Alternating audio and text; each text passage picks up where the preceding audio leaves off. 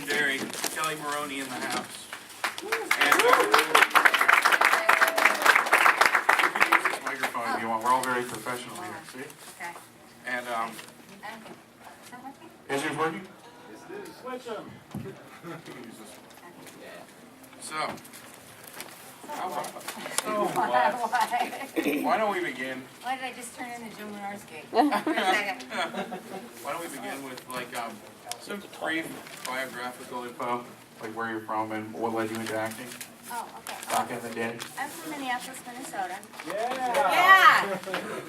And my mother and I used to watch really old movies late at night. And I think it's the connection to the closest that we had with the movies that I just wanted to be in the movie. I guess that's what it was. But I came out of the, right out of the gate wanting to be an actress. But in Minnesota, it's not something that you said because, people beat you up. So, we didn't have a theater department where I went to school or anything like that. And so I think that's what propelled me into it. I think if I was so shy that had we had a theater department, I probably would have been too shy to do anything. And I'd probably still be in Minnesota, I don't know.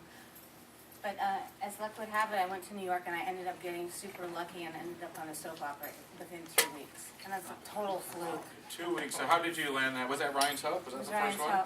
And how did you land that? I was in New York and I was in deep trouble because I only had $500. I was too young to rent an apartment. I was too young to get a job. I don't know what would have happened to me. And I was at this roommate referral service because I thought, well, I'll get a roommate. And she was very funny. And then she said, but my friend is a casting director and they're looking for a Lolita, like a Midwestern Lolita. Do you have a picture? And I had like one picture. I said, yeah, I have a picture. She goes, why don't you go over there and see if they'll send you up for that. And so I did, and it was this sleazy agency. I gotta say, I don't know what else she was doing on the side, but I went and I slid my picture under the door because it was way after hours. And damn if they didn't call me in. And then I had to make that happen, right? I was so nervous. I'd never even seen a camera before, and there I am testing. I was so nervous. But I noticed that the guy I was going to end up having all my scenes with, he was super tired. So it had nothing to do with the scene really, but I reached over and patted his face. And ABC gave me the job because I reached over and patted his face. And I wasn't playing a nice person, I was playing a bitch. So there's no way to know how this stuff is going to happen. You can't say, okay, here you do it this way and this is going to happen. Because you can put all the money in the world, all the effort in the world, and you're so talented, and it just seems like nothing you do works. And then you can be walking down the street, and it hits you in the head. I cannot explain it to this day. And it's still true for me, too. I can try really, really, really, really, really, really, really, really hard, and I can't make anything happen. And then the next thing you know, something just falls in my lap. It's always been that way, and it's that way for everybody else that I know too. You just have to put yourself out there and make yourself available for things, and be willing to live through the times when nothing is working. And that's really the challenge. That the fun part is getting in there and getting up, doing the work. But the challenge of it is, all the times when magic doesn't happen, you don't get lucky. That's the real stick-to-itiveness that you have to have. And then you just kind of have to have the guts to make a fool of yourself after that. Forever and ever, because it will be on screen long after you're dead. How did you go from your first soap opera gig to landing the role in Fast Times at Ridgemont High, which was quite a movie to have as your first movie? It actually wasn't my first movie. Oops. Uh-oh. I'm up. Well, no. I did Slayground, and I just had a little part in it. Slayground was released shortly after. It was but released you made it first? afterwards, Okay, cool. Yeah, but... Yeah. Well, how'd you get the role in Slayground? I just auditioned for it, and I thought it was... In New York, right? Right. And I played her really psychotic, and I got the part. And I said to the director when I said, did you like my... That's why I got the part, right? And he goes, no, you did everything wrong. And you totally went the wrong way. But you know what? I knew you could do this. Again, I think that every interview starts to have a theme song, and I think this is the theme song. There's, just put it out there and see what sticks, because you never know what's going to work. You never know what's not going to work. And then Fast Times at Ridgemont High, I have a feeling you're going to ask me how I got that. I was actually wanting to read for Stacy, and I really wanted that part. And I didn't know that Jennifer Jason Leigh already had that part. And so then they called me and they asked me, fortunately. I read with Brian Backer, who played the rat, and Phoebe Cates. We read all day long. We read the whole movie. And Phoebe said, it's like we died and we're in actor's purgatory. We're just going to keep playing this movie, for hours. We did a good 12 hours auditioning. And so I thought I was auditioning for Stacy. And then they said, would you be the cheerleader? And my personality was so not the cheerleader. And then what I was doing in New York is I was playing this crazy, illegitimate psycho bitch. And then the first movie I did, like Paris Hilton without the money was who I was. And then I got this psychotic killer thing. I thought this, I thought cheerleader. Where did they look at me and get cheerleader? I honest to God thought that. How did they look at me and get cheerleader? So that's another thing too, is I had no concept of how I came off to other people. And most actors don't. So a lot of it is you got to figure out how you look to other people and try to market yourself that way. I'm assuming I'm talking to some actors in this crowd, right? Sure. Yeah. Yeah, so. Well, one of the weirder scenes in Ridgemont High that you're in is while they're breaking up, you're like talking in the background all the time. Was that, were you ad-libbing during that? I mean, was your talking ad-libbing, some of it? Which part? When the other couple's breaking up and you're just talking in the background? Oh, yeah. They just, yeah. Just like background noise. Well, you mean, the pep rally? No, not the pep rally. Yes, yeah, where you're just talking in the background. You mean the speech? I just want to say that we're not spirit buddies anymore. That one? No, it's good. We're both confused. Okay. Okay. Well, the thing is when I go, it takes a lot of courage to get up here and do something people will make fun of. And Pam goes, yeah.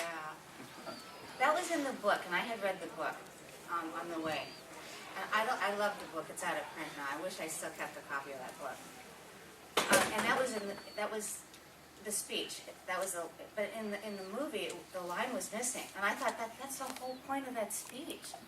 Is that's her whole heart. That's why she's so upset. And I asked Cameron, and I said, "Can we put this?" And I was really shy. For me to go up and ask him to change the script was like, this. I said, would it be okay if I put that line back in? And he goes, yeah, let's try it and see if it's happening. That's how he talks. He's like a Dewsbury character. See if it's happening. It is a really interesting book. I don't know if everyone knows that Ridgemont High was based off of a book where a journalist, a well-known journalist, who looked young, went undercover and infiltrated a high school and lived like a high school student. It's a really cool book. Yeah, a lot of that, and that stuff really happened. And he actually had a crush on the woman. That's why we make a little bit of fun of her, because she told him that she didn't want to go out with him because he didn't have enough spirit. That's where we came up with the spirit bunny. Yeah, they were called the spirit bunnies too, but I guess he asked her to go to a dance or something, and she said, because he was undercover. He really did like her though, and she said he didn't have enough spirit. So that's one character that's kind of out there because we were commenting on that a little bit. But her name was Mary Jo Zazer, and she actually came out and said, I was just like that when I was in high school. She actually turned out really cool about it because I was worried about, was she going to be mad at me?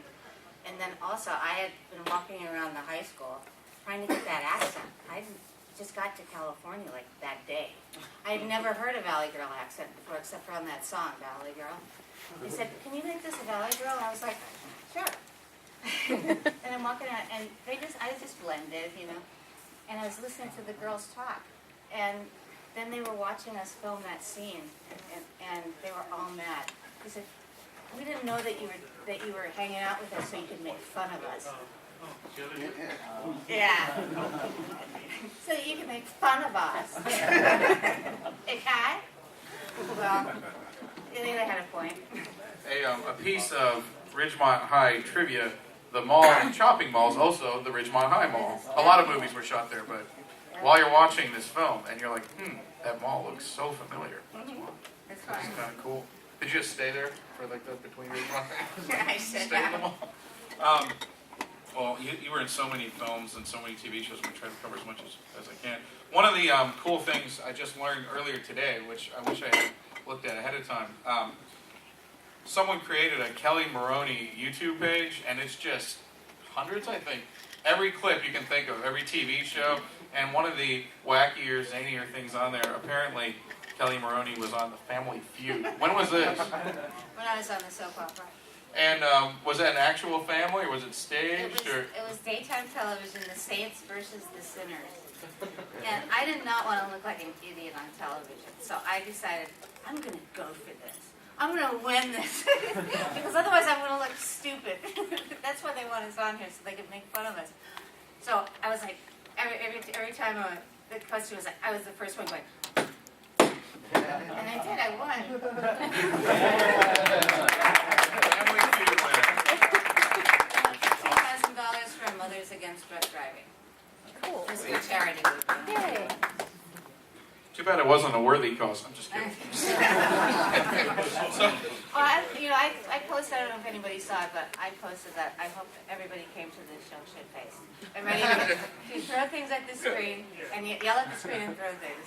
So, yes, we're hoping for is there Rowdy. anybody that's not there? If anybody's sober, the bar is right It's right over behind there. you. You can grab a drink In and fact, come we're on back. thinking maybe a drinking game. Every time somebody says, thank you, have a nice day, you have to chug.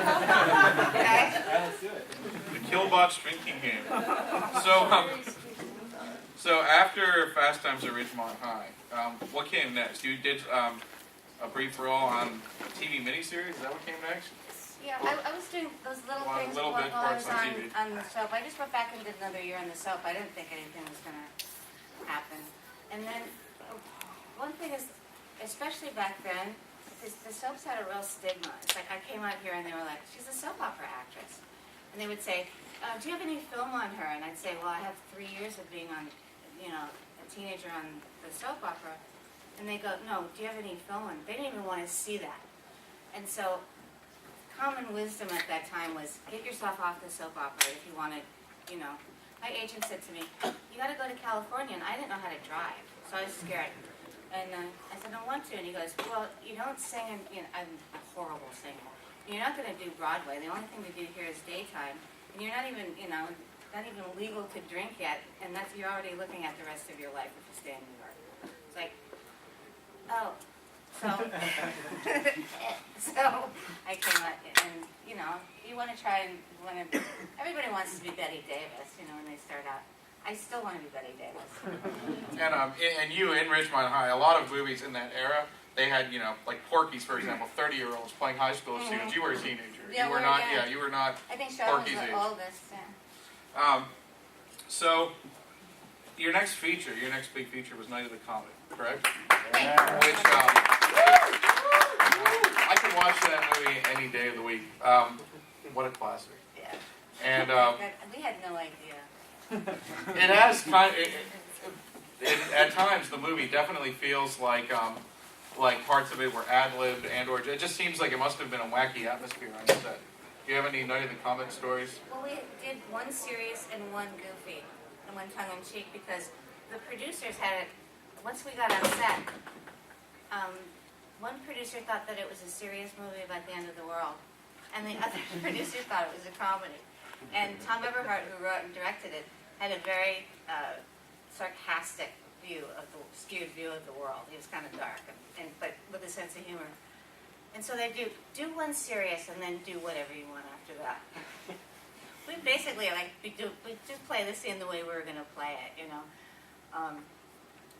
and you could actually, I think it served the movie because as an actor, even if it's a comedy, you're not going to go in there and play it as a comedy because it won't be funny. You always have to play it for real.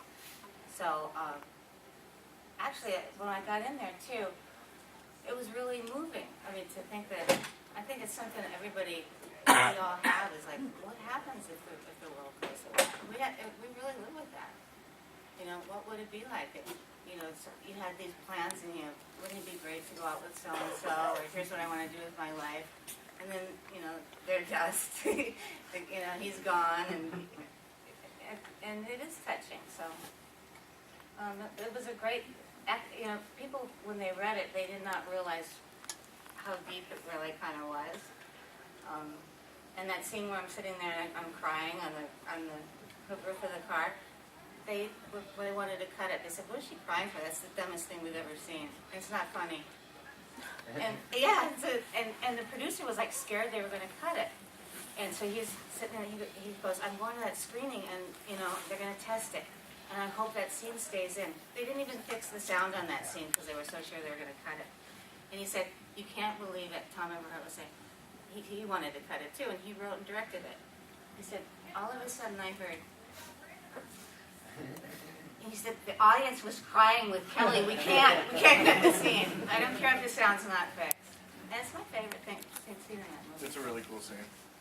And it was probably your first role that had a lot of action to it. I mean, it was definitely a lot of running, a lot of like semi-stunt work.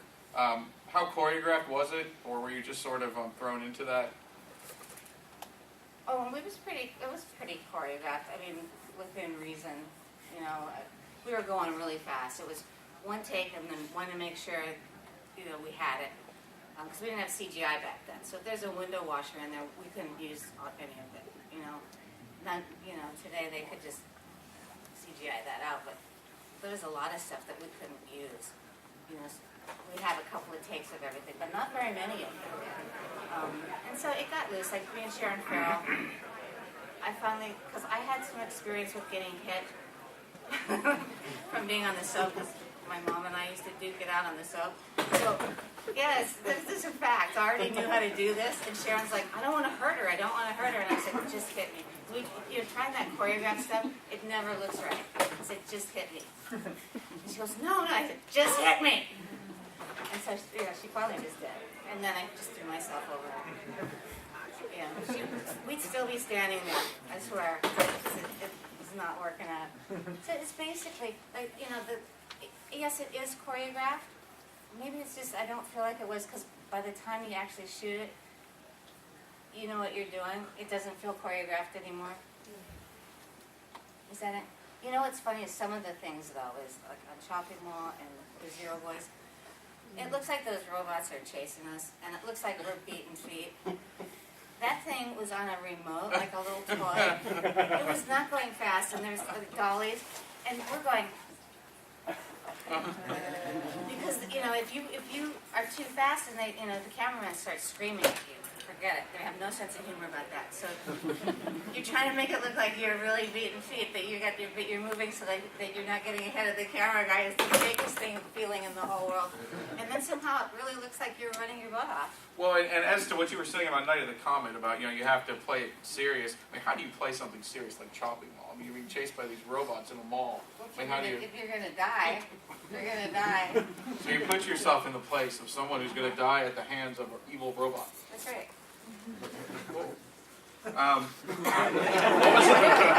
What was the atmosphere like on the Chopping Mall set? I mean, I would also imagine that it was a fairly wild set. Oh my, well, yeah. First of all, they didn't shut the mall. This is how low budget we were. We would have to wait for the mall to close. We would get in there, shoot as fast as we could, and then we'd have to have everything put back. And you know how we trashed the mall. We'd have to have everything put back by the time they opened.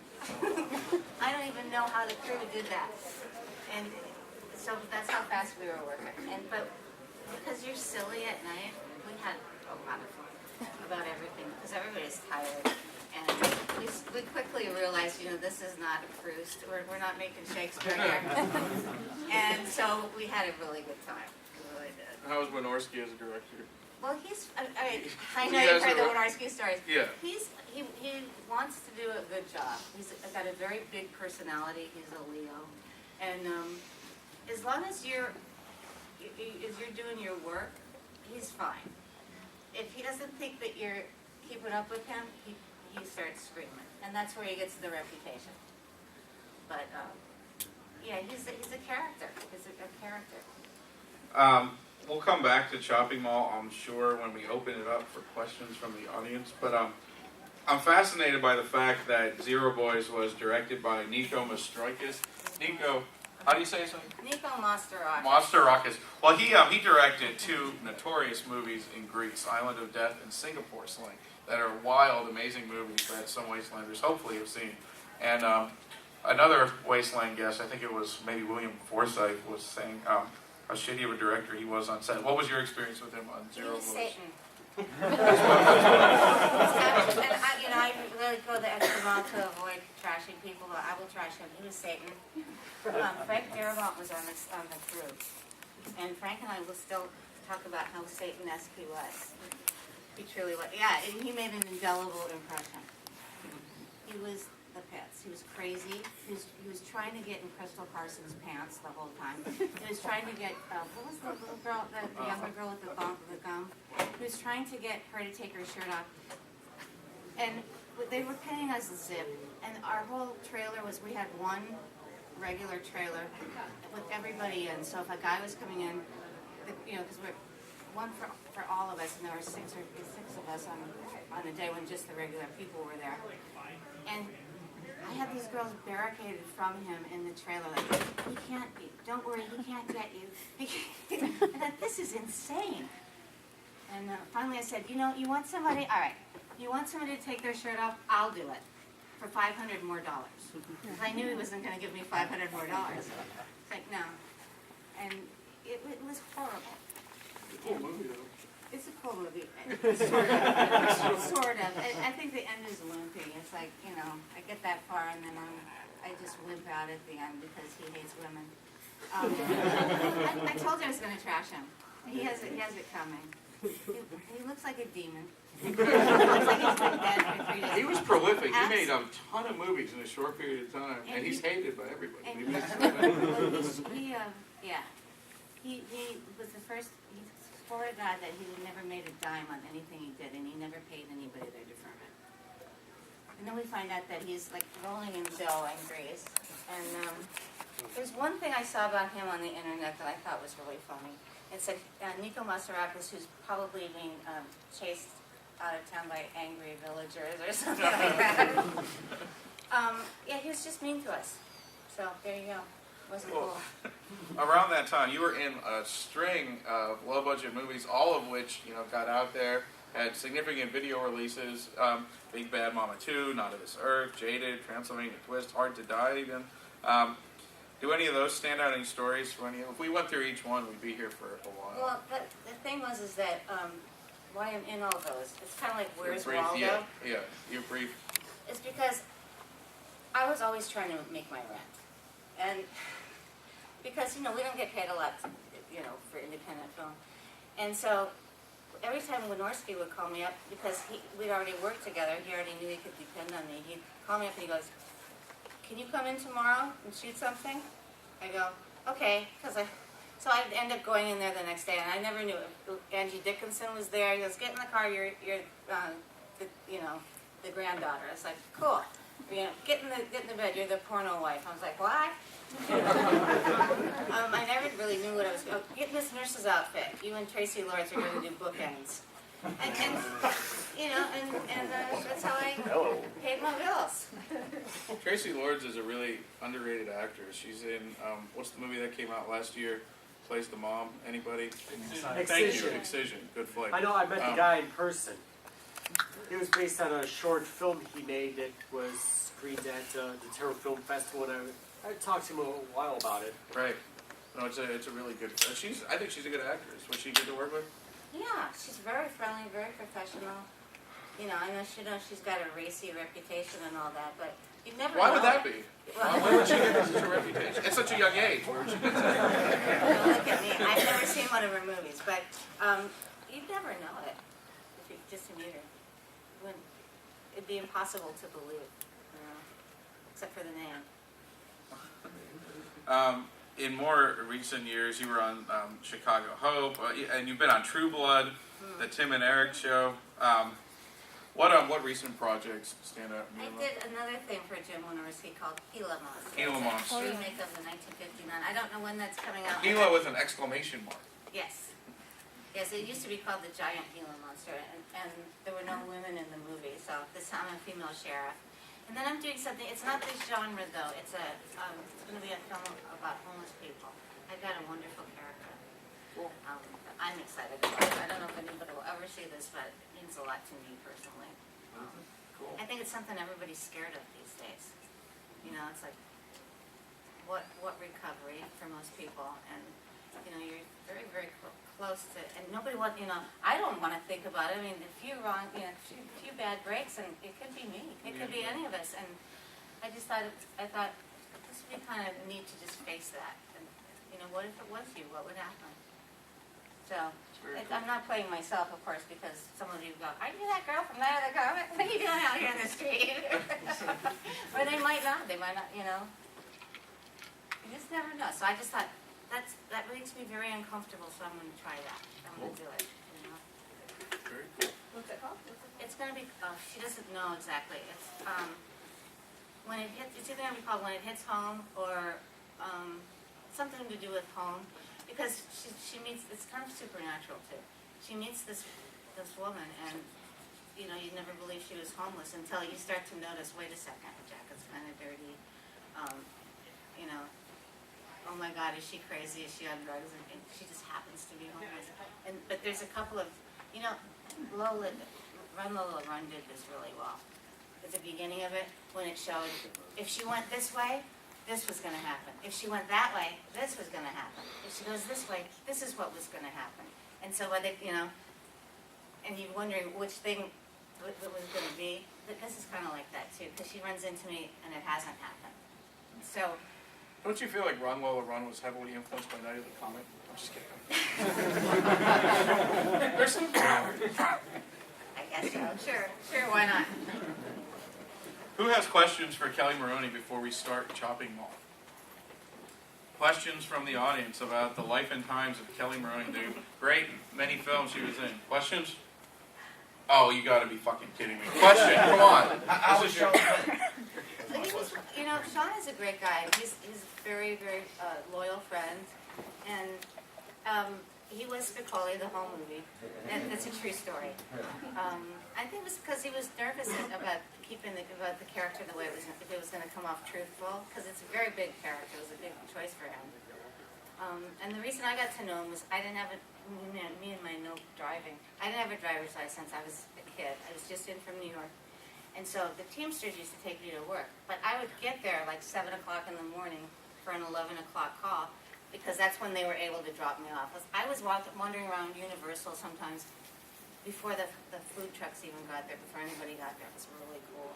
Like watching the sun come up. Well, Sean was there too, because they were sewing on his hair. Those are extensions.